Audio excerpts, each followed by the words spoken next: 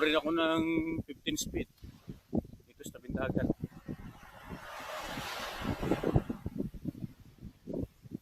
Yung daan ko kanina.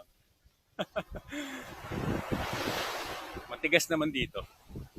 Matigas yung ano yun, yung basa dito sa tabing dagat. Mismong hindi naman doon sa pinipisa ng alon.